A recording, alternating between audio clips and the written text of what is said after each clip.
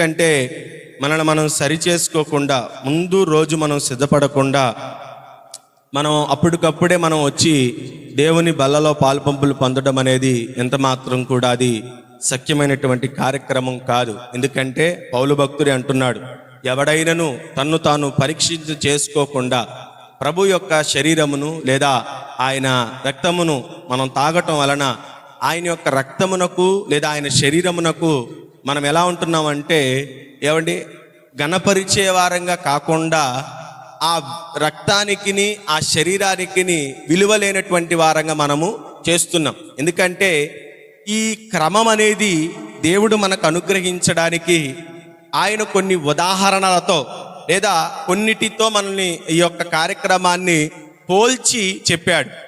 ఆయన పస్కా దినమందు భోజన సమయంలో పస్కా పండుగ యొక్క ప్రాముఖ్యతను మనం తెలుసుకున్నాం కదండి. యూదులు వారు చెర నుండి విడుదల పొందిన దానికి జ్ఞాపకంగా ఈ యొక్క ఐగుప్తులో వారు ఈ పస్కా బలిని, పశువుని వధించి ఆ వధించబడినటువంటి రక్తమును ద్వారబంధములకు పూసి వధింపబడిన యొక్క జంతువు యొక్క మాంసమును కుటుంబం అంతటితో కలిసి దానిని భుజించేటువంటి వారు. ఇది వారు విడుదల పొందడానికి గుర్తుగా, విమోచించబడటానికి గుర్తుగా, ఐగుప్తు అనేటువంటి చెరలో నుండి వారు విడుదల పొంది జయము పొందిన దానికి గుర్తుగా ఈ పస్కా బలి అనేది మరి ఉదాహరణగా, సూచనగా ఉంది. యేసుక్రీస్తు ప్రభువారు కూడా ఆ పస్కా రోజునే ఏం చేశాడంటే భోజన సమయంలో ఒక రొట్టెను ఎత్తుకున్నాడు. ఆ రొట్టెను చేతబట్టుకొని, ఇదిగో ఈ రొట్టె ఏంటి, నా శరీరానికి ఆయన కృతజ్ఞతాస్తుతులు చెల్లించి ఆ రొట్టెను విరిచి పంచిస్తూ అంటున్నాడు, ఇది నా శరీరము. అంటే తను శ్రమపడి సిలువకు అప్పగింపబడి యాతన పొందుతున్న దానికి గుర్తుగా, ఇదిగో ఈ రొట్టె నా శరీరానికి సాదృశ్యం. ఇదిగో ఆయన తర్వాత ఒక పాత్రను ఎత్తుకొని కృతజ్ఞతాస్తుతులు చెల్లించి, ఇదిగో ఈ పాత్ర నా రక్తము వలనైన క్రొత్త నిబంధన. ఇది క్రొత్త నిబంధన. పాత నిబంధన గతించింది, ఇప్పుడు క్రొత్త నిబంధన నేను మీతో చేసుకుంటున్నాను. దానికి గుర్తుగా ఇదేంటో తెలుసా, నా రక్తముతో ఏమండి పోల్చబడిన పాత్ర.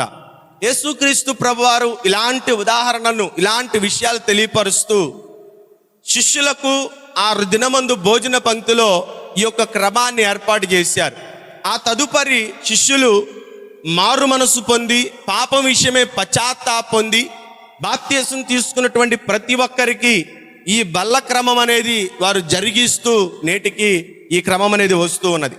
ప్రియమైనటువంటి దేవుని ప్రజలారా, ఈ బల్ల క్రమంలో పాలు పంపులు పొందుతున్న మనమందరము కూడా మనందరి విధానం కూడా ఎలా ఉండాలంటే, క్రీస్తు వారి శ్రమలను జ్ఞాపకం చేసుకుంటూ ఆయన మన కొరకు చేసిన త్యాగమును, ఆయన మన కొరకు అయిన యాగమును జ్ఞాపకం చేసుకుంటూ, ఇశ్రాయేలుల మధ్యలో ఐగుప్తు దేశములో ఆ బలి పశువు ఎలాగైతే వధింపబడి వారికి విమోచన ఇచ్చిందో, కల్వరి గిరిలో నా యేసయ్య మనుషులందరి పాపముల కొరకు పాపము మోసుకొని పోవు గొర్రె పిల్లగా వధింపబడి మానవులందరి కొరకు కూడా గొప్ప విడుదలను ఆయన అనుగ్రహించాడు కదండి.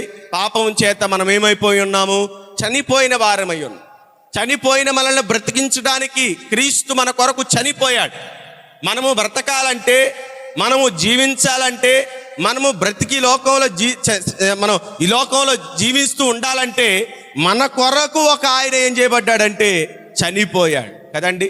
అనేకుల కొరకు ఒక నీతిమంతుడు చనిపోవటం అది అరుదని ఆ కైప కదండి, ప్రధాన యాజకుడిగా ఉన్నటువంటి కైప ఆత్మవశుడై ప్రవచమెత్తి మాట్లాడినటువంటి మాట కదండి. మనుషులందరూ చనిపోకుండా పాపం విషయమై ఎవరెవరైతే పాపముల చేత బంధింపబడి మనుషులందరూ పాపము చేత చనిపోకుండా అందరి నిమిత్తము ఒకే ఒక వ్యక్తి చనిపోవడం మంచిది.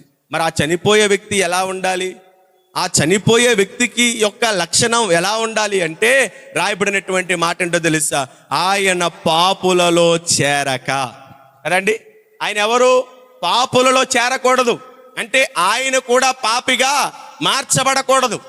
ఆయన పాపములు మోసేవాడిగా ఉండాలి కానీ పాపములకు ఎంత మాత్రం ఆయన దాసుడుగా ఉండకు. ఎందుకనో తెలుసా, అందరూ పాపము చేసి ఏమనుగ్రహించే మహిమను, దేవుడు అనుగ్రహించే మహిమను పొందలేకపోయారు. పాపం వలన ఏమొచ్చింది? మరణం అనే జీతం వచ్చింది. ప్రతి మనుష్యుడు ఈ పాపం చేత, ఈ పాపపు యొక్క దాస్యంలో ఉండి మరణానికి దాసుడైపోతున్నాడు. అలాగే దేవుని మహిమను కూడా పొందుకోలేకపోతున్నాడు. ఇప్పుడు ఈ మనుష్యుడికి దేవుడు మహిమనివ్వాలని, దేవుడు ఆ యొక్క నిత్య జీవాన్ని మనుష్యులకు ప్రసాదింపజేయాలని, మహిమలోనికి మనం ప్రవేశించినట్లుగా, నిత్య జీవాన్ని మనం పొందుకున్నట్లుగా క్రీస్తు ప్రభువారు మన కొరకు ఏం చేయబడ్డాడు తెలుసా? చనిపోయాడు. మన పాపముల కొరకు యేసుక్రీస్తు ప్రభువారు ఈ లోకములో మరణించాడు, చనిపోయాడు కదా. వాక్య భాగంలో రాయబడినటువంటి మాట, ఆయన యవన కాలమందు కదండి. ఆయన ఎప్పుడు చనిపోయాడు? ఆయన యవన కాలం, మంచి యవన ప్రాయములో ఆయన మన కొరకు చనిపోయాడు. ఆ యవన రక్తము మన మీద ప్రోక్షించబడి, మనము పాపము బంధకములో ఉండగా ఆ రక్తము చేత మనం ఏం చేయబడ్డాం తెలుసా? విడిపించబడ్డాం.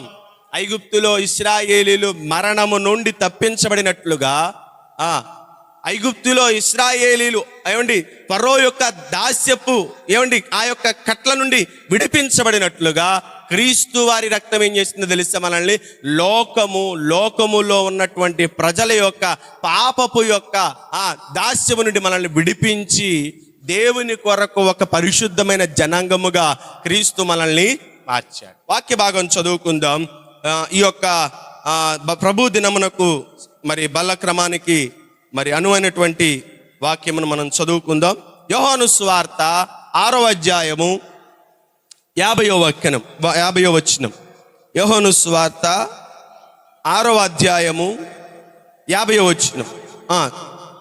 దీనిని తినువాడు చావకుండునట్లు పరలోకము నుండి దిగి వచ్చిన ఆహారం ఇదే, జీవాహారమును నేనే. ఎవడైనను ఈ ఆహారమును భుజించితే, చూడండి వాక్య భాగంలో యేసుక్రీస్తు ప్రభువారు సుదీర్ఘమైన ప్రసంగం చేస్తూ జీవాహారముగా తన్ను తాను ప్రకటించుకుంటూ, ఇదిగో మనుషులందరికీ జీవాన్ని ప్రసాదింపజేసే ఆహారమును నేనై ఉన్నాను. అరణ్యములో మన పితరులు మన్నాను భుజించారు. మన్నా పరలోకము నుండి ఇశ్రాయేలీలకు ఆహారముగా ఇవ్వబడినది. ఆ ఆహారము తిని కూడా వారు చనిపోయారు. కానీ యేసుక్రీస్తు ప్రభువారు అంటున్నాడు, జీవాహారమును నేనే, జీవాన్నిచ్చే ఆహారాన్ని నేనే, కాబట్టి నన్ను తినువాడు ఎన్నటికీ చనిపోడు. అంటే మన జీవితాలకు భౌతికమైన మరణం కాకుండా, ఆత్మీయ మరణం లేకుండా క్రీస్తు ప్రభువారి శరీర రక్త మాంసములు మనల్ని భద్రపరిచేటువంటి విధానములు మనకు కనబడుతుంది. ప్రియమైనటువంటి దేవుని ప్రజలారా, జ్ఞాపకం చేసుకుందాం. యేసుక్రీస్తు ప్రభువారు త్యాగము, యేసుక్రీస్తు ప్రభువారు ఆ దినమందు ఆయన చేసిన ప్రసంగము దేని కొరకంటే, ఇదిగో ఆయన శిలువ శ్రమలకు అప్పగింపబడి, తాను ఎలాగైతే హింసపడి, ఆయన ఎలాగైతే మరణము చెంది, తన శరీరాన్ని ఎలాగైతే నలగగొట్టుకొని, ఆయన శరీరాన్ని ఎలాగైతే గాయపరిచి, ఎలాగైతే ఆయన శరీరము నాగటి చార్ల వలె దున్నబడి, ఆ యొక్క శరీరము ఎలాగైతే చిత్రవధకు అప్పగించబడుతుందో, ఆ అప్పగించబడినటువంటి దేవునికి స్తోత్రం కలుగును గాక. హల్లెలూయా. ఆ శరీరము తిను ప్రతివాడు, అంటే భౌతికంగా తినటం కాదు, ఆయన దేహమందు, గాయపడిన దేహమందు విశ్వసించిన ప్రతి ఒక్కడు కూడా ఏం పొందుకుంటాడు తెలుసా? నిత్య జీవాన్ని పొందుకుంటాడు. జీవాహారం అంటే భౌతికమైన శరీరాన్ని బ్రతికించడానికి లోకపరమైన అనేక ఆహారాలు ఉన్నాయి కదండి. ఎన్నో రకాల విచిత్రమైనటువంటి వంటలు వచ్చేసినాయి. ఇప్పుడు కష్టపడి వంట వండాల్సిన పని కూడా లేదు, అంత ఫాస్ట్ ఫుడ్ వచ్చేసింది కదండి. అంత నిమిషాల మీదగానే తయారైపోయే ఆహారం ఎంతో వచ్చింది. భౌతికమైన దేహాన్ని కాపాడుకోవడానికి, భౌతికమైన దేహాన్ని బలపరుచుకోవడానికి లోక సంబంధమైన ఆహారము సరిపోయిద్ది. కానీ మన ఆత్మను బ్రతికించుకోవాలి. ఎందుకంటే మనము ఈ లోకములో జీవించిన కాలము తర్వాత మన దేహము చనిపోయిన తర్వాత ఆత్మ ఏం చేయబడిందో తెలుసా? తనకి ఇవ్వబడినటువంటి చోటుకు వెళ్ళిపోద్ది. అందుకే క్రైస్తవుడు శరీర సంబంధిగా బ్రతకకూడదు. అర్థమవుతుందండి? శరీర సంబంధిగా లోకంలో బ్రతకకూడదు. శరీర సంబంధిగా బ్రతికిన వాడు శరీర విషయముల మీద మనస్సు పెడతాడు. ఈ దినానికి శరీరానికి ఏం కావాలి, ఈ దినానికి శరీరానికి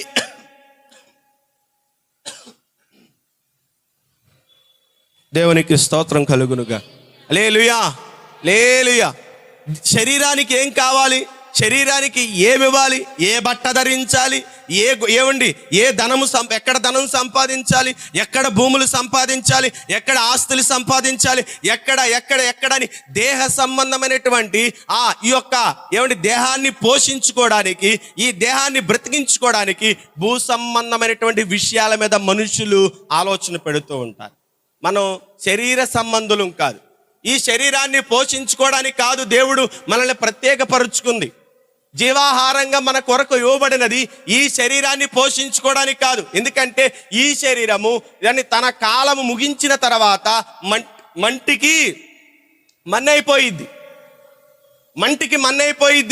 ఈ దేహం చనిపోయామనుకోండి, చనిపోయిన తర్వాత దేహం పాతి పెట్టామనుకోండి, ఒక రోజుకి కుళ్ళు వాసన, రెండో రోజుకి లోపల నుండి ఒక రకమైనటువంటి ద్రవం బయటకు వస్తుంది. ఆ తర్వాత పురుగులు వస్తాయి. ఆ తర్వాత నిదానంగా శరీరం మీద ఉన్నటువంటి కండ మొత్తం పోతా ఉంటుంది. ఆ తర్వాత ఎముకలే. ఒక్క వారం దినములు అయితే భూమిలో పాత పెట్టబడిన మన దేహము దేహంగా కనపడదు. ఎలా కనపడిద్ది? ఎముకలలాగా కనపడతాయి కదండి. పాతి పెట్టే ఈ దేహాన్ని కాదు మనం కాపాడుకోవాల్సినది. ఈ దేహం కొరకు కాదు యేసుక్రీస్తు ప్రభువారు ఇచ్చిన ఈ ఆహారం. మన ఆత్మను బ్రతికించుకోవాలి. ఎందుకంటే మార్కు సువార్త 9వ అధ్యాయంలో రాబడినటువంటి మాట, నరకమున అగ్ని ఆరదు, పురుగు చావదు. ఏంటి ఆ పురుగు అంటే? ఆత్మ అనేటువంటి పురుగు.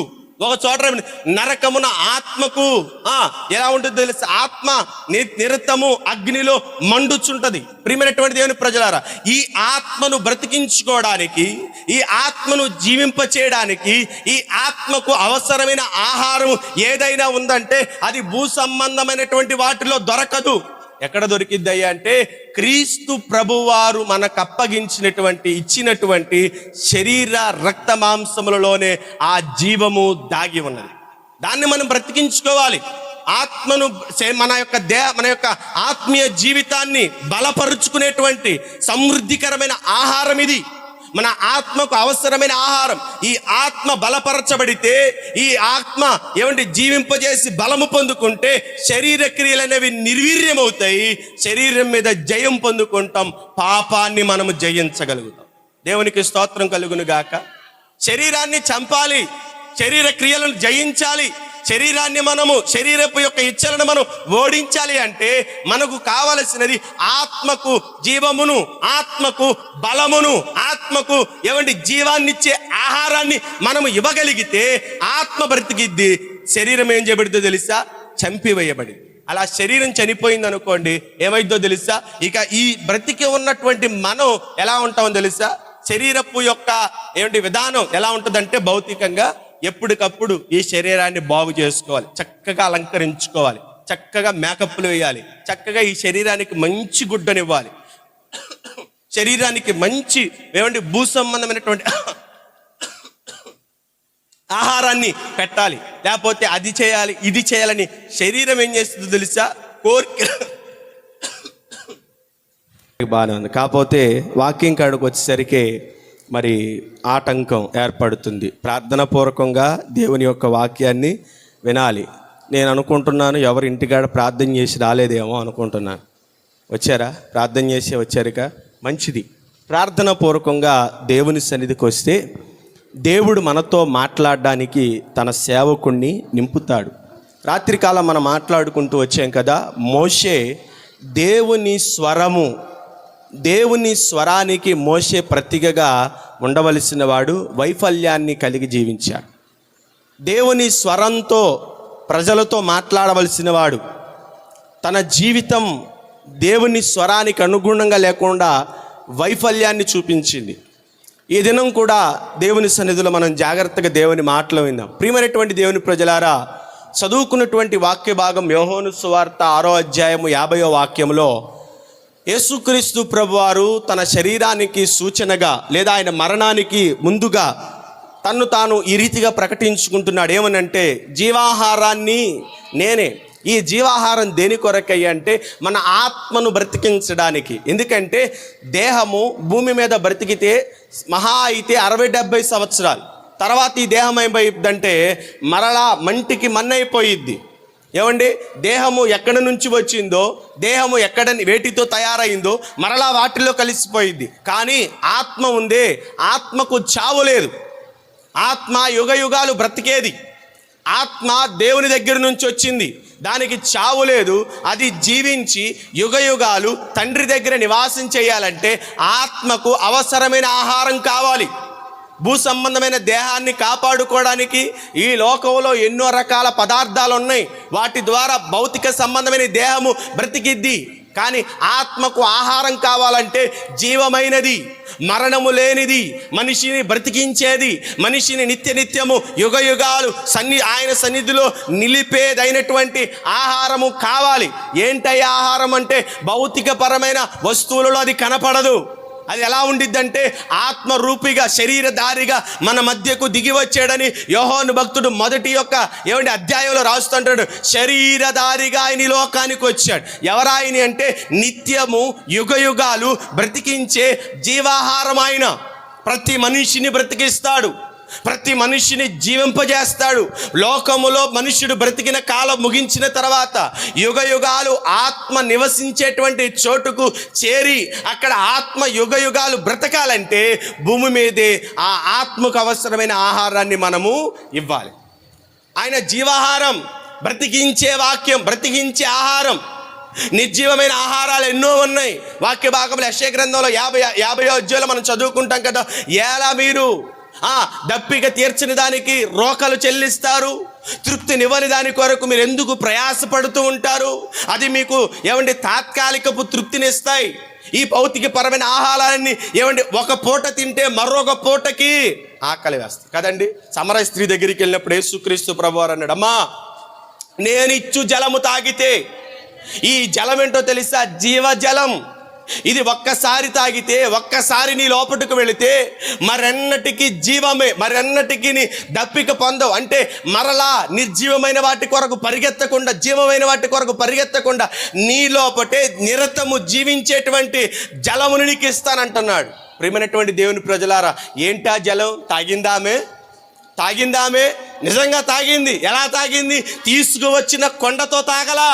యేసు ప్రభువారి మాటలు వింటూ, ఆమె చెవులయో ఆ మాటలు వెళుతూ హృదయములో విశ్వసించి, నిజమే ఈయనే మనకు జీవమునిచ్చేవాడు, ఈయనే మన కొరకు వచ్చిన మెస్సయ్య, మనం ఎదుగుతున్న మెస్సయ్య ఈయనేనని ఎప్పుడైతే కనుగొన్నదో ఆ శరీరపు దాహము తీర్చబడిపోయి ఆత్మ తృప్తి పొందిందండి. ఆత్మ తృప్తి పొందింది. మునుపటిదాకా తన జీవితం అంతా ప్రతిరోజు ప్రతి పూట ప్రయాసపడడమే, ప్రతి పూట పరుగులెట్టడమే, ప్రతి పూట దప్పిక కోసము దాహం కోసం పరుగులెట్టడమే.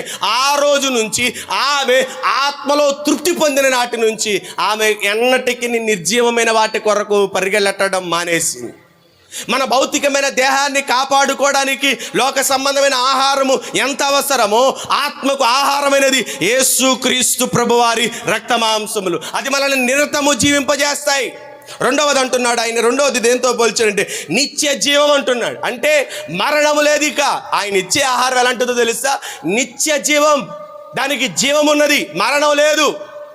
మరణము లేకుండా, చావు అనేది రాకుండా. అంటే ఇక్కడ భౌతికంగా మనం రెండు విషయాలు జ్ఞాపకం చేసుకోవాలి. మరణం లేనిదంటే ఇది భౌతికమైనటువంటి విషయాలతో కాదు. ఇక్కడ మానవ శరీరం మరణించిన, మరణించిన ఆత్మకు జీవం, ఆత్మ బ్రతికుండి చూసారా? ఆ ఆత్మకు జీవాన్ని ఇచ్చేటువంటిది యేసుక్రీస్తు ప్రభువారి యొక్క శరీరం కదా. మన ఆత్మను పోషించుకోవడానికే ఈ ఆహారం కదండి. మన ఆత్మ ఎక్కడ ఉండాలి?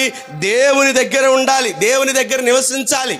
నిత్య జీవాన్ని మనం నిత్య జీవాన్ని మనము కలిగి జీవించాలి. అందుకే యేసుక్రీస్తు ప్రభువారు అంటున్నాడు, మొదటిది ఏంటంటే ఆయన తనను ఆహారంతో పోల్చుకున్నాడు. ఆహారం దేనిదంటే ఆత్మకు సంబంధమైన ఆహారం. ఇది భౌతిక సంబంధమైన ఆహారము కాదు. దీన్ని నిర్లక్ష్యం చేయకూడదు. అర్థమైందా? రెండవది ఏంటంటే నిత్య జీవం. భౌతికమైన దేహానికి మరణం ఉందేమో కానీ ఆత్మకు మరణం లేదు. మూడోది అంటున్నాడు, దీన్ని దేంతో పోల్చాడు? మన్నాతో పోల్చాడు. పై వచనంలో మనం చదువుకుంటూ ఉంటే, మీ పితరులు అరణ్యములో మన్నా తిన్నారు. ఈ మన్నా ఎక్కడి నుంచి వచ్చింది? పరలోకము నుండి. దేవుడు పరలోకము నుండి దేవదూతలు తిను ఆహారమును వారికి అనుగ్రహించాడు. ఆ ఆహారము మోషే ద్వారా ఇవ్వబడింది. కానీ ఏమండి, అందరూ జాగ్రత్తగా ఉండండి. ఆ ఆహారము మోషే ద్వారా ఇశ్రాయేలు ప్రజలకు ఇవ్వబడింది. కానీ ఇదిగో మన్నాతో పోల్చబడిన జీవమును ప్రసాదింపజేసే, ఏమండి, మరణము నుండి జీవములోనికి నడిపించే ఈ యొక్క ఆత్మీయ ఆహారమైనటువంటి యేసు క్రీస్తు ప్రభువారు స్వయంగా తండ్రి దగ్గర నుండి ఆయన భూలోకములోనికి వచ్చి ప్రతి మనుష్యునికి తన్ను తాను ఏం చేశాడు తెలుసా? శరీరముగా రక్తముగా అందరికీ అప్పగించుకున్నాడు. ఆయన యందు మనం విశ్వాసం ఉంచి ఆయన్ని మనం నమ్ముకొని ఆయనలో మనం నడుస్తూ ఉంటే ఇదిగో ఆయనలో నిలిచి ఉన్న ప్రతి ఒక్కడు మరణము చూడడు. అర్థమవుతుందండి? దేవునికి స్తోత్రం కలుగునుగా. అర్థమవుతుందా? ఆ మరణము చూడనటువంటి ఆహారమును మనం భుజిస్తున్నాం. ఆ మరణము చూడనటువంటి ఆహారాన్ని మనం పానీయాన్ని మనం పానీయం చేస్తున్నాం. కాబట్టి ఎలా ఉండాలి మన ఆత్మీయ జీవితాలు? ఏ రీతిగా మనం ఆహారాన్ని భుజించాలి అంటే, ప్రియమైనటువంటి దేవుని ప్రజలారా, భక్తుడైనటువంటి పౌలు అంటున్నాడు, ఆ ఆహారమును భుజించేటువంటి విధానం మనకు ఎలా ఉండాలంటే, వాక్య భాగం చూద్దాం. 1 కొరింథీయులకు రాసిన పత్రిక 11వ అధ్యాయంలో చక్కటి విషయాలు భక్తులైనటువంటి పౌలు కొరింథీలో ఉన్నటువంటి సంఘానికి మొట్టమొదటిగా రాస్తూ ఉంటున్నటువంటి మాట చూడండి. 1 కొరింథీయులకు రాసిన పత్రిక 11వ అధ్యాయము 19వ వచనం చూడండి. మీలో యోగ్యులైన వారెవరో తప్పదు. చదవండి. మీరందరూ కూడి వచ్చుచుండగా సాధ్యము కాదు. ఏలయనగా మీరు ఆ భోజనము చేయునప్పుడు ఒకని కంటే ఒకడు ముందుగా తన మట్టుకు తాను భోజనము చేయుచున్నాడు. ఇందువలన మరి ఒకడు మత్తుడవును. చూడండి, జ్ఞాపకం చేసుకుందాం. చదవబడిన వాక్య భాగములో ఏ రీతిగా ఉండి భుజించాలి? జీవాన్ని ఇచ్చేటువంటి ఆహారమును, మన ఆత్మకు ఆహారమైనటువంటి యేసుక్రీస్తు ప్రభువారి యొక్క ఏమండి శరీరమును మనం భుజించాలంటే ఏ రీతిగా భుజించాలంటే, భుజించే విషయంలో పౌలు భక్తుడు చెప్తున్నాడు కొరింథీలో ఉన్న సంఘానికి, సంఘమా మీరు భుజించే విషయం కూడా వచ్చేసరికి ఎలా భుజిస్తున్నారో తెలుసా? భిన్న అభిప్రాయాలతో ఒకరికి ఒకరు ఏమండి ముందుగా ఒకరికి ఒకరు సమాధానం లేకుండా, ఒకరికి ఒకరు ఐక్యత లేకుండా, ఎవరికి నచ్చినట్లుగా వారు వెళ్ళి ఈ యొక్క ఏమండి భోజన పంక్తిలో పాలు పంపులు పొందుతున్నారు. ఐక్యత లేకుండా అస్సలు పాలు పంపులు పొందకూడదు. అర్థమవుతుందా? సమాధానం లేకుండా అస్సలు పాలు పంపులు పొందకూడదు. ప్రభువారి శరీరము రక్తము అందరి కొరకు ఇవ్వబడినది. భూమి మీద మనుషులందరి కొరకు ఇవ్వబడినది.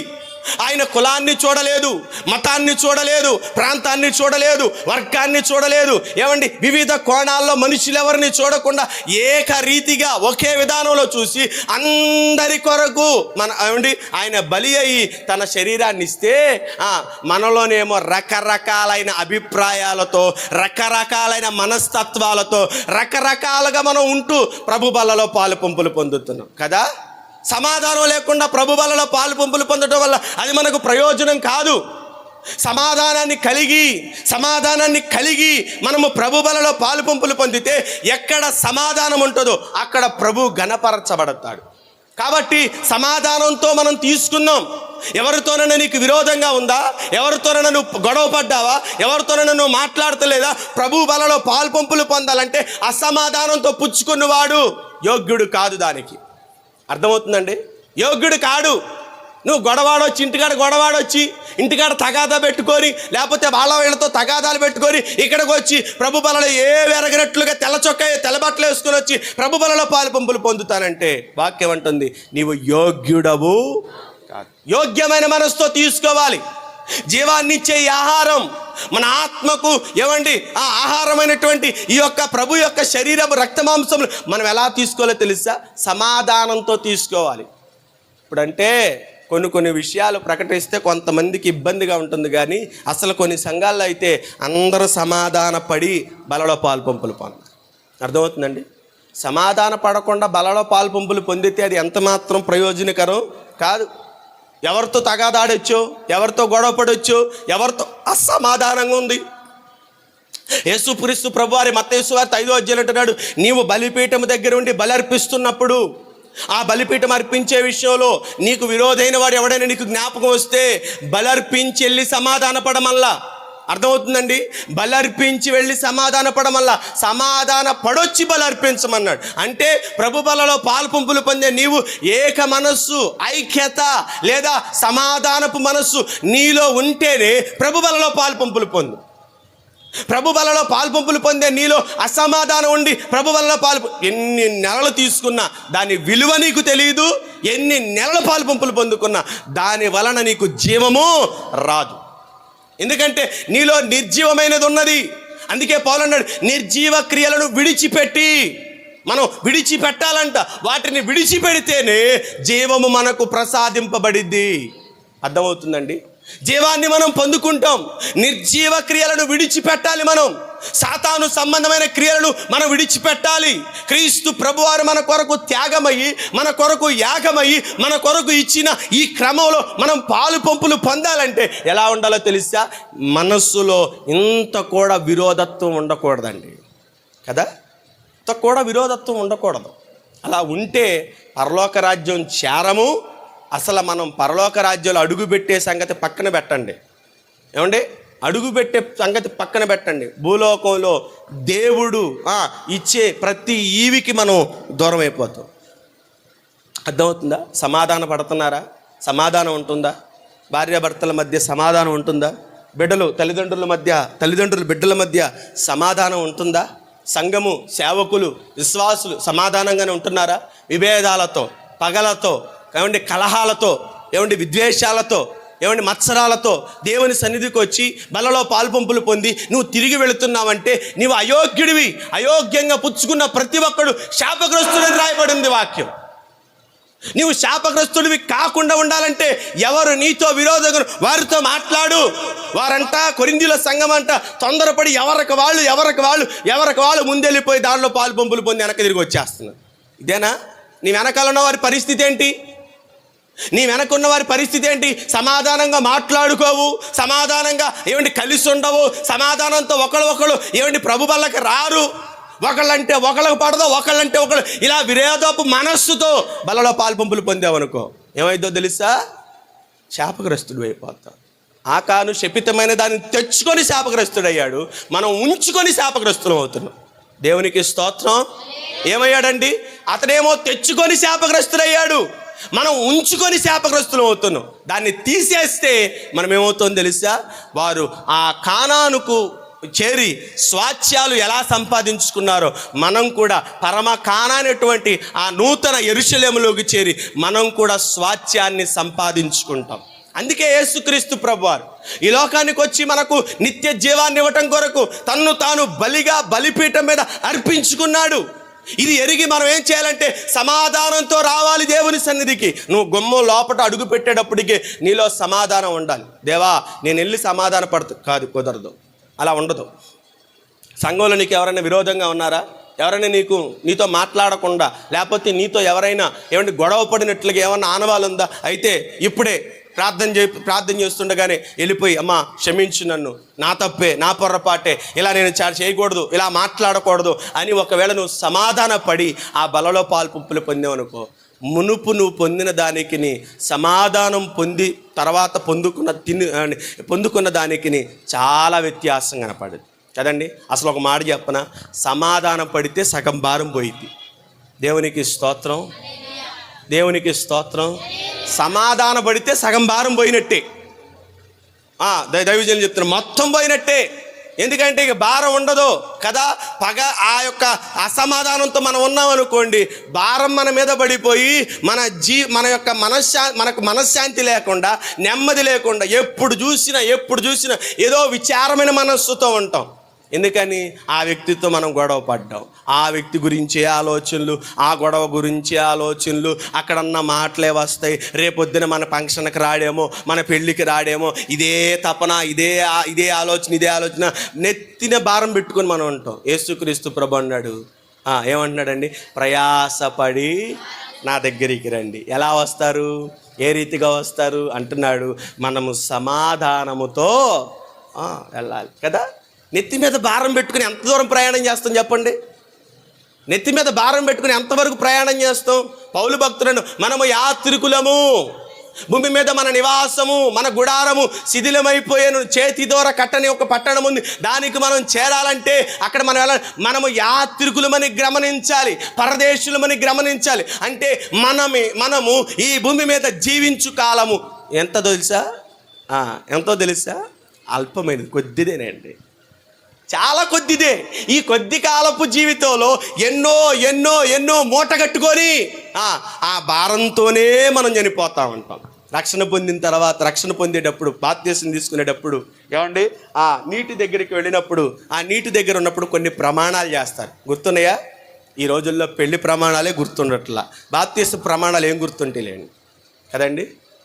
పెళ్లి ప్రమాణాలే గుర్తుండట్లా. అంతెందుకు, సంవత్సర ప్రారంభంలో చేసిన తీర్మానం ఉంటుంది, అదే గుర్తుండట్లా. ఎప్పుడో తీసుకున్నాం బాప్తిసం, గుర్తుంటుందండి? ఏమని ప్రమాణం చేస్తావు? ఇదిగో నేను దేవుని ఎదుటను, ఇదిగో ఈ యొక్క నీటి సాక్షికి, మన సంఘము సాక్షిగా చెప్తున్నాను, నేను దేవుణ్ణి విశ్వసించి మునుపు క్రియల వైపు నేను చూడక వాటిని సమాధి చేసి దేవుని కొరకు బ్రతుకుతానని తీర్మానంతో మనం ఏం చేద్దాం? బాప్తిసం పొందాం. బాప్తిసం పొందిన రోజు మనం కొత్తగా తెల్ల దేవదూతలు అయిపోతాం కదండి. అప్పుడు మనలో ఉండే ఉత్సాహం, మనలో ఉండే ఆ యొక్క విధానం అంతా క్రొత్తగా ఉంటుంది. 4 రోజులు అయిపోయిన తర్వాత క్రొత్త బట్ట కూడా ఏమైపోద్దో తెలుసా? పాత అయిపోద్ది. అలాగే మన మనసు కూడా ఏమైపోద్ది? అప్పుడు వరకు ఉన్న ఉత్సాహం, అప్పుడు వరకు ఉన్న సంతోషం, నేను బాప్తిసం పొందాను, నేను ప్రభు బలారాధన తీసుకున్నాను, నేను పరలోకం వెళ్ళిపోతానని పాట పాడిన వ్యక్తి తర్వాత ఏమంటాడు తెలుసా? తర్వాత ఏమైపోద్దో తెలుసా?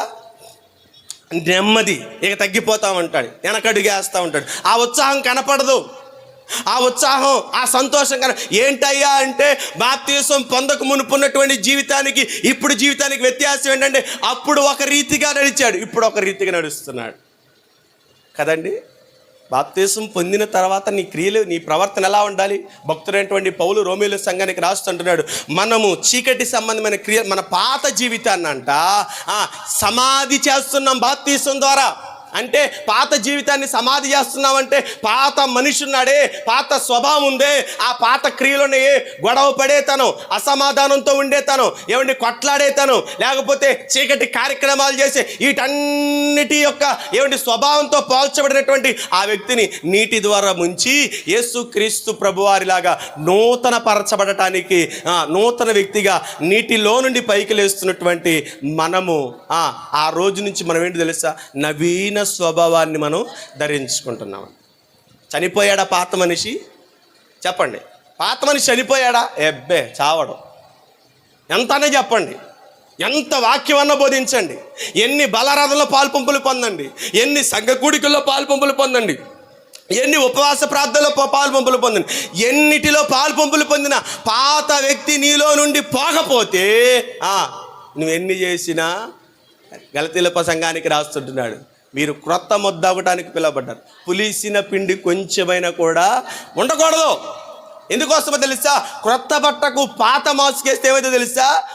బట్టను తేలజేసిద్దంట, దాని విలువ పోగొట్టిద్ది, దాని ఖ్యాతిని తగ్గించిద్ది, దానికి ఉన్నటువంటి గుణాన్ని మార్చిద్ది. కాబట్టి కొత్త బట్టకు పాత మాసిక వేయరో, క్రొత్త జీవితానికి పాత క్రియలు నువ్వు అంటించుకోకుండా వదిలిపెట్టగలిగితేనే నువ్వు నూతన పరచబడిన నువ్వు నూతన యెరూషలేముకు చేరినట్లు. దేవునికి స్తోత్రం కలుగును గాక. ఇంకా పాత మనిషి బ్రతికే ఉండి పైకి అంటున్నారు, అయిపోయాయి గారు మేము ఎప్పుడో చెప్పండి, వదిలేసామా? ఎప్పుడో వదిలేసావండి, ఇంకా ఆ వ్యక్తి మాలో లేడండి. అమ్మా సమాధానంగా ఉంటున్నావా? సంఘంలో ఎవరితో విరోధంగా ఉంటే సమాధాన పడుతున్నా, అబ్బో అది మాత్రం జరగదు అయ్యారు. ఎందుకోసం తెలుసా?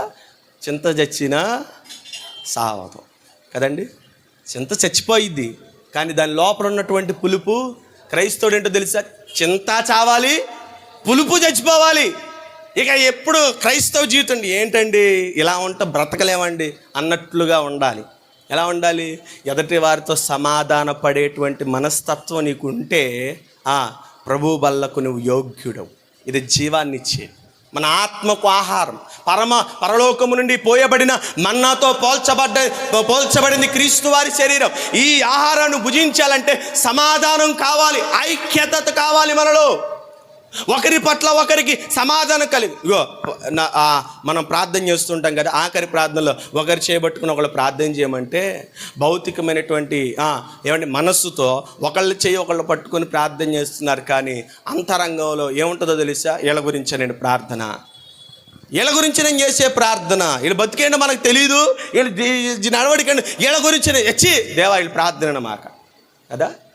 ఇలాంటి మనస్తత్వంతో మనం ప్రభు బల్లలో పాల్పంపులు పొందామనుకోండి, శాపగ్రస్తులు అని వాక్యము చెబుతుంది. రెండో మాట చదువుదాం చూడండి. అదే ఏమండి 1 కొరింథీయులకు రాసిన పత్రికలో 2వ మాట అంటున్నాడు. 27వ వచనం చదవండి ఒకసారి. కాబట్టి ఎవడు అయోగ్యముగా తినునో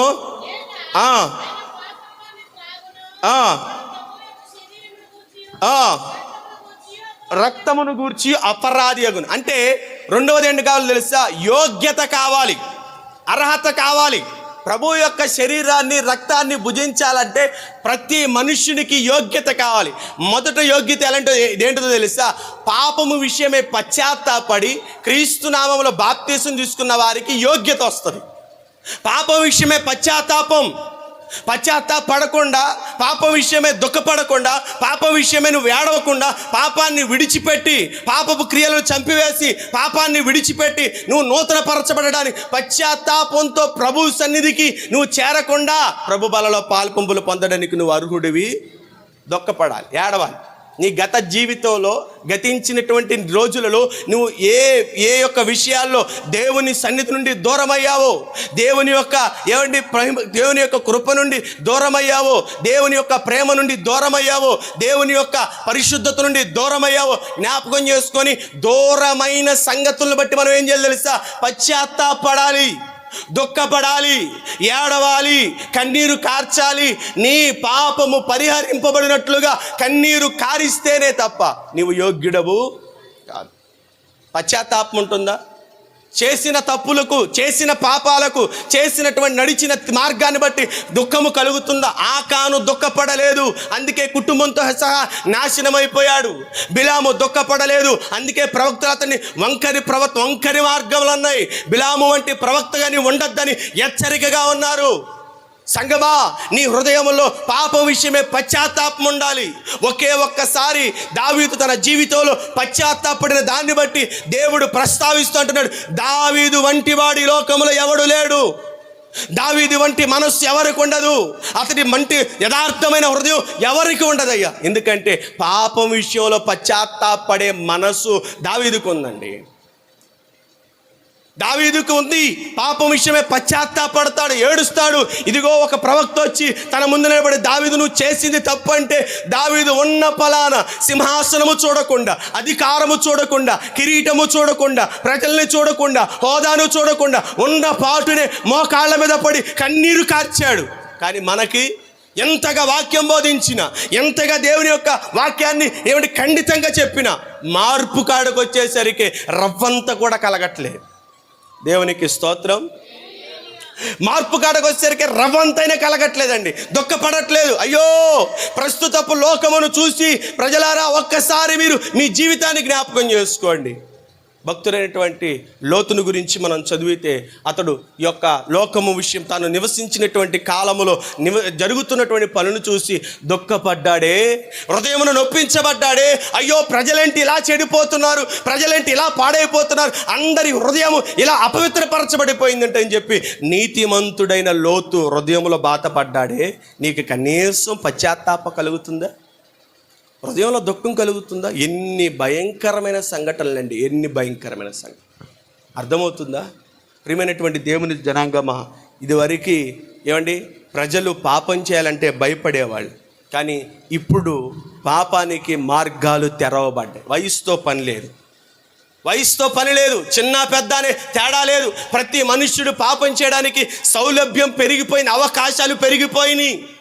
ప్రియమైనటువంటి దేవుని ప్రజలారా, ఎంతమంది పాపపు యొక్క బంధకాలలో పడి ఉండి, ఎంతమంది పాపపు బంధకాల్లో పడి తమ జీవితాన్ని పాడు చేసుకుంటుంటే, అయ్యో ఆ మనిషి విషయమై, ఆ మనిషిని చూసిన ప్రతిసారి నీ జీవితంలో జరిగించిన వాటిని బట్టి పశ్చాత్తాపం వస్తుందా? దుఃఖం వస్తుందా? మనుషులు భయం విడిచి పాపం చేస్తున్నారంట. ఆ పాపమును విషయమై నువ్వు పశ్చాత్తాపడే మనస్సు నీకుందా? ఈ రోజుల్లో ఎంత భయంకరమైపోయిందో చూసారా? ప్రియమైనటువంటి దేవుని ప్రజలారా, చెప్పుకోవడానికి ఒకటి కాదు, రెండు కాదు. కామ కోరికలను తీర్చుకోవడానికి తల్లి బిడ్డల్ని చంపుతుంది.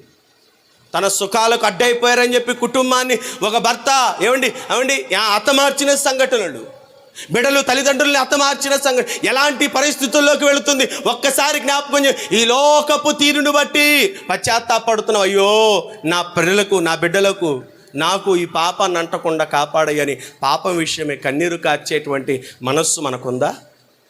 నువ్వు ఎలా యోగ్యుడు అవుతావు? కన్నీరు కార్చకుండా ఎలా నువ్వు అర్హతను పొందుకుంటావు? ఏది నీలో ఆ దుఃఖమేది? జరుగుతున్న పాపాల విషయమై ఏది నీకు ఆ పశ్చాత్తాపం? యేసు క్రీస్తు ప్రభువారు పశ్చాత్తాపడి నలిగినటువంటి, విరిగినటువంటి వారిని బలపరిచేది. కన్నీరు కారుస్తున్నావా? దుఃఖపడుతున్నావా?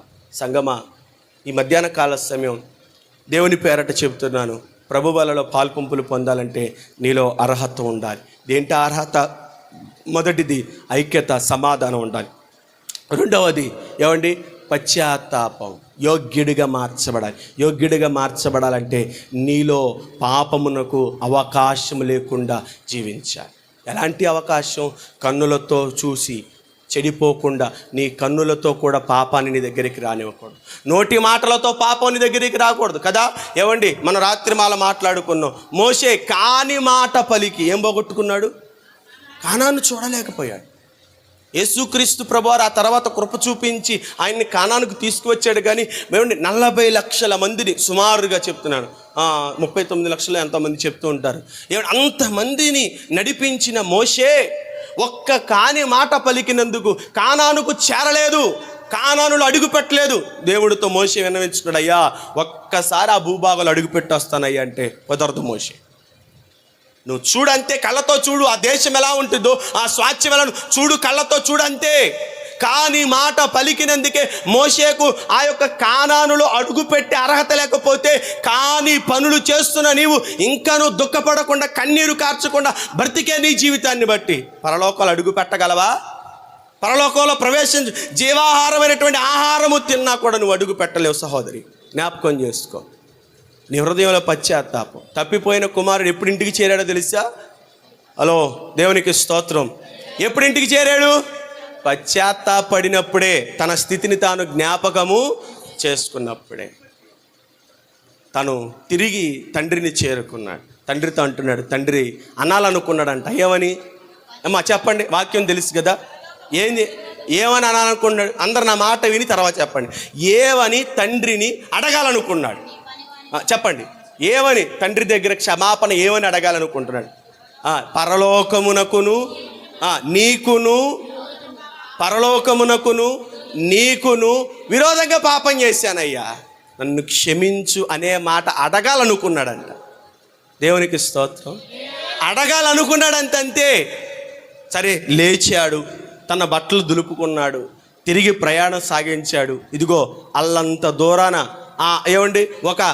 అల్లంత దూరాన కుమారుడు నడుచుకుంటూ వస్తున్న సంగతి తండ్రికి కనబడింది. తండ్రికి కనబడింది. ఉన్న పలంగా తండ్రి లేచి కుమారుడి దగ్గరికి పరిగెత్తి వెళ్ళి తండ్రి దగ్గరికి ఇంకా కుమారుడు చేరకుండానే, తండ్రి దగ్గరికి కుమారుడు ఇంకా రాకుండానే తండ్రే కుమారుడి దగ్గరికి వెళ్ళాడు.